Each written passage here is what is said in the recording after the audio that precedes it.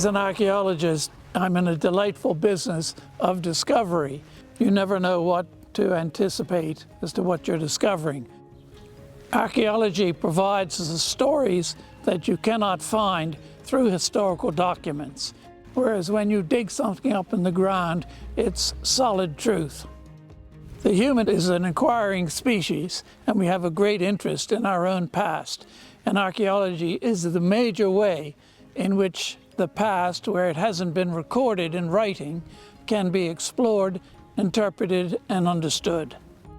Wherever people have settled, they indirectly create archaeology.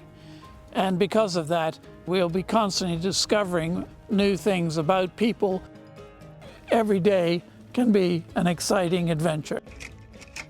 Archaeological sites are an indirect result of people constantly creating stratification by digging trenches, putting in works, erecting buildings. All of that accrues to the record in the ground, and that is archaeology. Growing up in Bermuda, one of my teachers was Sister Jean Kennedy, and she certainly inspired my interest in history.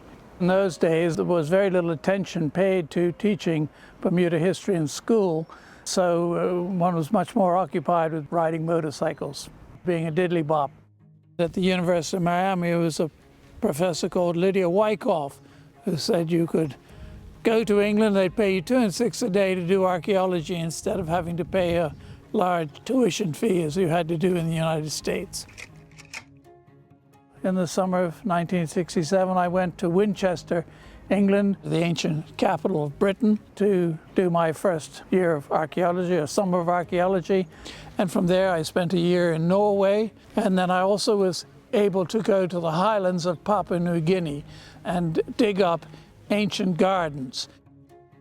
The Harris Matrix was an accidental development, but it was in response to the problem of the increasing amount of data that was being recorded on archaeological sites. The matrix provided the key by which archaeologists could see time. And as time is immaterial, you have to have a diagram to see that. And it revolutionized archaeology for that reason. I see it as an artistic invention rather than an academic one per se. But the invention of the matrix was only the first step in what archaeology had to do, which was to break away from geology, because we had issues in archaeological stratigraphy that they don't have in geology. And thus I created the new science. The Harris Matrix is just completely integral to how we work as archaeologists. I mean, world over, no matter what recording system you use, the Harris Matrix is at the heart of it. So every archaeological student will be, taught the principles of the Harris Matrix, and every archaeologist who's working out on a site will be working with and using a Harris Matrix. You can think of it like an index, basically. Each layer that we excavate from the ground gets assigned a unique number. And then using the matrix, we create a visual sequence of how those layers came to be formed in the ground. The numbers at the top of the sequence are the most recent. And then as you move down the sequence, you go essentially back through time until you get the oldest layer that was ever formed and created archaeologically. And then once everything is finished and done and excavated, and we're back in the lab producing our reports or writing our publications, it provides us with the structure that we need in order to actually tell the story about the site and what we've discovered. If you don't use the Harris Matrix and the associated methods on your dig, you're not recording it properly, and therefore instead of digging and finding all these discoveries, which you may do, you're consigning them to oblivion by not recording them properly. Once I started working at the museum, I was much involved in a lot of other matters, but we brought many archaeological teams to Bermuda, both on the land but also underwater. This has brought a tremendous amount of knowledge to Bermuda about its past and also about our connections to the outside world. As with any other country, Bermuda has a unique archaeological heritage. This is particularly true with regard to our buildings, which are a unique type of vernacular architecture. We also have some of the earliest fortifications in the world for the colonial period, and we have magnificent shipwreck remains. Even here in the dockyard, we've uncovered completely unknown aspects of the first fortifications of the dockyard, including an underground tunnel, which no one had any idea about. Running the Bermuda Maritime Museum, which was supposed to be for a couple of years, turned into 37 years, during which we restored the 10-acre site, and that has been a magnificent thing to have done as a Bermudian. My main interest in archaeology is in buildings, and having worked on the restoration of the great Commissioner's House behind us was one of the highlights of my career.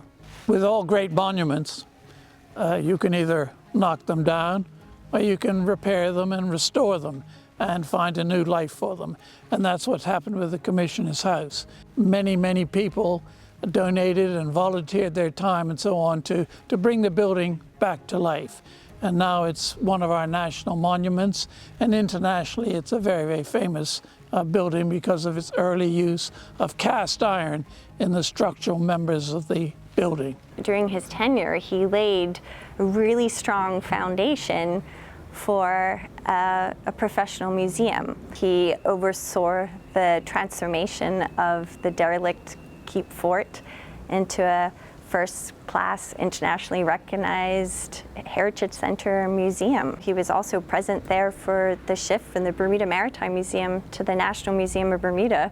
He's devoted his life to the preservation of cultural heritage in Bermuda, but also shared his enthusiasm and passion for Bermuda history and being very generous with his expertise. He's a Bermudian with local and global achievement. He's a world-famous archaeologist, and his contributions to Bermuda and the world has been really significant. Meeting Ed was a slightly surreal occasion. He's a true craftsman at heart, and he'll always pick up the phone anytime we need to bat different ideas around, or if there's new discovery to discuss.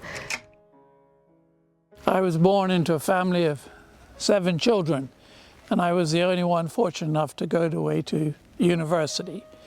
I think it's absolutely vital that young Bermudians, if they're able and if they wish to, not everybody wants to, go overseas for education and training, but more important to see what the real world is like. If they come back to Bermuda, they'll be able to enhance their contribution to the country by doing that.